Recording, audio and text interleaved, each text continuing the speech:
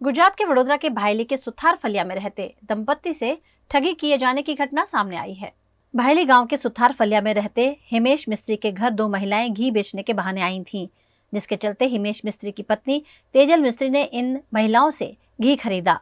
दूसरे दिन वो दूध देने के बहाने तेजल मिस्त्री के घर पहुंची और उन्हें खुदाई में सिक्के मिलने की कहानी सुनाई और मिस्त्री दंपत्ति को सिक्के लेकर पैसे देने की बात कही।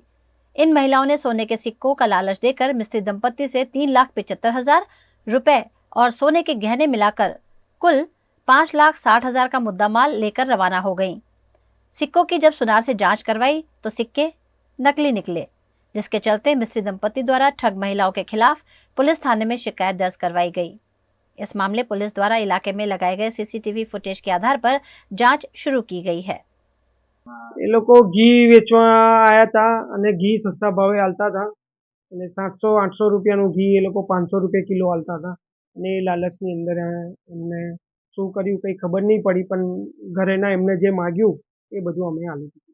અમને પોલીસ ફરિયાદ કરી છે અમે, અને પોલીસ અધિકારી બધા સાથે અમને પૂરો વિશ્વાસ છે કે અમને ન્યાય અપાવશે.